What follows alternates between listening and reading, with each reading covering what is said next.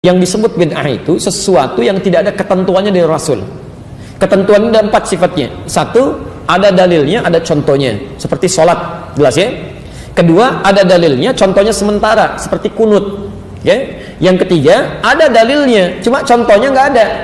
Awas, hati-hati. Jadi tidak setiap yang tidak ada contohnya itu disebut bid'ah. Sepanjang ada dalilnya, walaupun tidak ada contoh, sepanjang Nabi mengisyarat untuk mengerjakan itu boleh.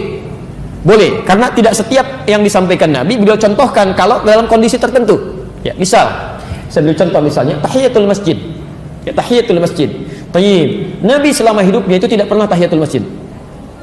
Tidak pakai tidak pernah tahiyatul masjid. Dia. Baik. Kenapa? Karena rumah Nabi di masjid. Jelas ya? Rumah Nabi di masjid. Wa baiti huna, dan rumahku di sini kata Nabi. Karena itu beliau selalu sholat di dalam rumahnya, begitu iqamat baru keluar jadi imam. Jelas ya? Tapi Nabi katakan pada Sulaik al-Qatafani ketika beliau masuk ke Masjid An-Nabawi, ya, dalam keadaan dia bisa salat terlebih dahulu, kemudian dia langsung duduk. Maka kata Nabi dikatakan, "Idza dakhala ahadukum al-masjid fala yajlis hatta yusalli rak'atain." Kalau Anda masuk ke masjid dalam suasana yang santai, tenang, ingin i'tikaf duduk, maka jangan langsung duduk kecuali salat 2 rakaat terlebih dahulu. Jelas di sini? Nabi sendiri tidak mempraktikkan itu karena kondisinya memang tidak memungkinkan. Jelas ya?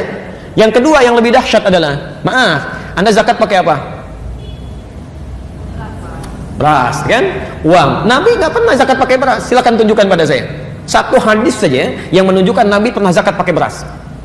Jangankan hadis sahih, di hadis palsu pun nggak akan ada. Anda cari sampai kiamat kurang 2 hari nggak akan ditemukan. Ya, sehari lagi buat berpikir kita untuk apa nyari gitu kan? Baik, nggak ada karena Nabi zakatnya pakai gandum atau pakai kurma. Tapi kemudian di zaman Muawiyah ketika beliau jadi gubernur di Syam, di Damaskus, beliau katakan yang dimaksud zakat menggunakan kurma ataupun gandum itu irpun, makanan pokoknya. Jadi kalau makanan pokok di satu tempat kemudian digunakan sebagai bagian dari zakat itu boleh. Ya, sepanjang itu bagian dari makanan pokok. Makanan pokok kita apa? Itu makanan ibu. Ya, makanan saya itu nasi. Beras itu makanan pokok bagi hewan yang bertembolok. Ya, ayam itu makanan pokoknya beras. Tapi nasi sumbernya dari beras, boleh menjadi bagian dari zakatnya. Tapi contoh dari Nabi tidak ada. Jadi tidak setiap yang nggak ada contohnya itu disebut dengan bid'ah. Jelas ya? Kecuali yang keempat, tidak ada dalil, tidak ada contoh, kemudian dikerjakan itu yang bermasalah. Salat, saya tutup sampai sini karena waktu kita akan masuk adzan asar. Salat takbir sampai bersedekap. An-Nasai nomor hadis 886 sampai 889. Nabi katakan angkat sejajar dengan bahu, Al-Bukhari 715, angkat sejajar dengan daun telinga, An-Nasai 1101, kemudian langsung letakkan telapak tangan yang kanan di punggung yang kiri, letakkan di dada. Ya, taib, bahasanya langsung. Contohnya jelas, dalilnya jelas. Anda melakukan kegiatan misal diangkat tiba-tiba nggak enak kiri dulu, mungkin enaknya kanan dulu, masukkan kanan, angkat tutup begini.